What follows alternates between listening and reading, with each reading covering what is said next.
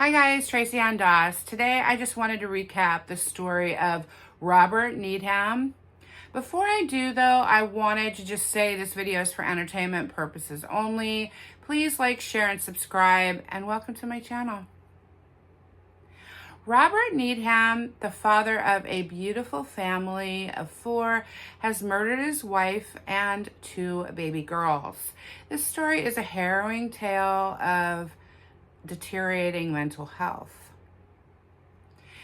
Kelly Fitzgibbons was the mother of Ava Needham, age 4, and Lexi Needham, age 2.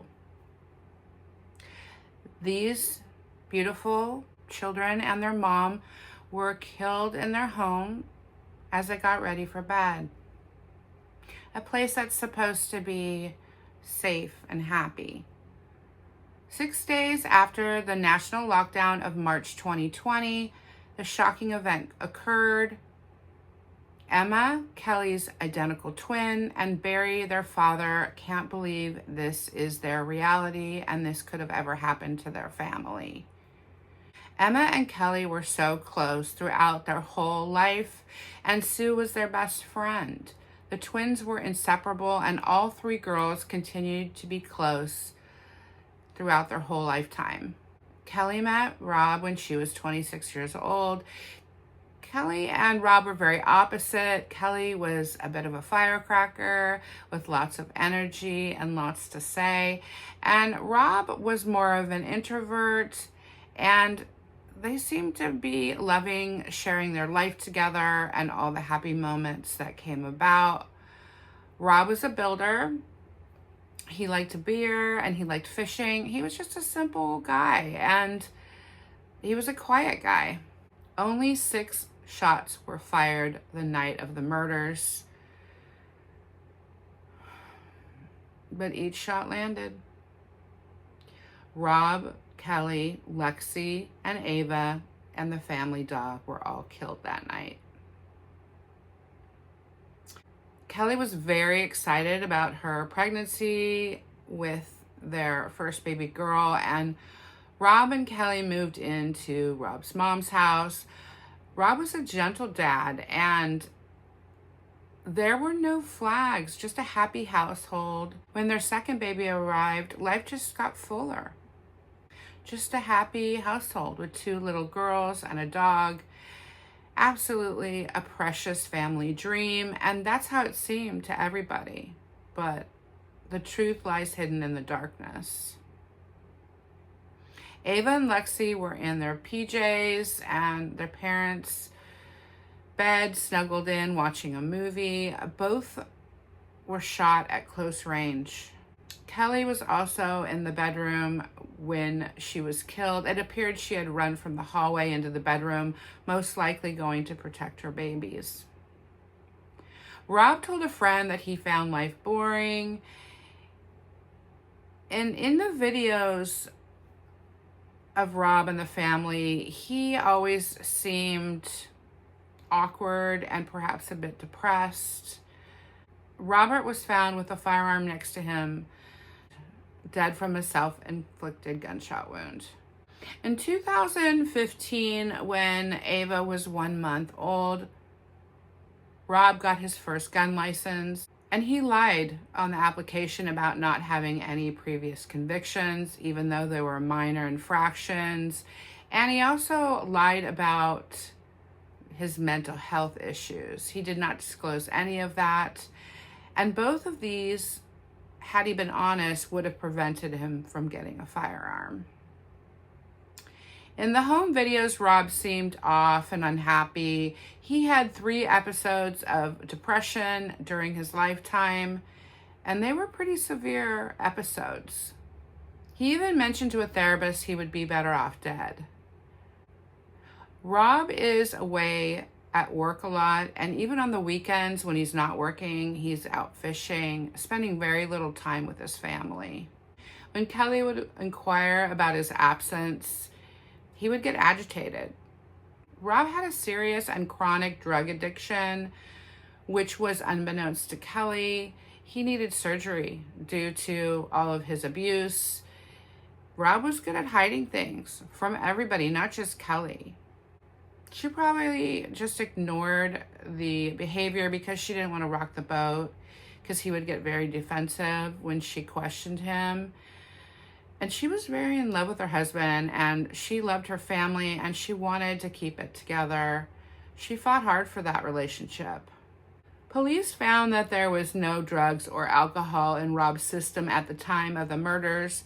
Rob was 42 years old when he used his shotgun to slaughter his entire family. 6 months prior to the murders, Kelly was reaching out to Rob via text, begging him to ease up on the drug use, begging him to ease up on the drinking, and to spend more time and effort on one another. And his response was pretty mild-mannered, never angry or aggressive. But Rob had really checked out 2 months before the murders. Kelly was thrilled about everything that was going on with her life, but Rob was apparently very unhappy. Then on March 20th, 2020, 8 days before the murders, the UK was locked down.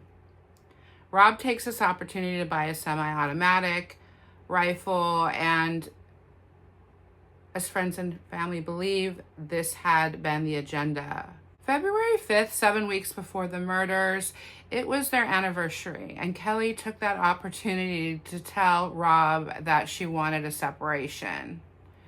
After 2 babies, they still weren't even married, and Kelly didn't see things improving or Rob making any effort at all. She didn't want to end her marriage, but she needed there to be changes. And 2 weeks before the murder was the last time that Barry had seen his family, but he thought they seemed to be doing really well. On March 20th, 2020, 8 days before the murders, the UK was on lockdown. Rob takes this opportunity to buy a semi-automatic rifle, and as friends and family believe, he had an agenda for that gun all along. On March 28th, Rob was putting together a playhouse for the girls, but they never got to play in that playhouse. On that fateful night, it was believed that the baby girls were tucked into Rob and Kelly's bed watching a DVD while Rob and Kelly were enjoying some Chinese food before the incident happened. Seemingly a peaceful, everyday night. However, it is also believed that this was a very intentional and clear-headed incident. Rob took the opportunity when Kelly went to the bathroom to go into the bedroom and kill his daughters. When Kelly heard the gunshots, she came running in to the bedroom, apparently to check on her children. And she too was killed.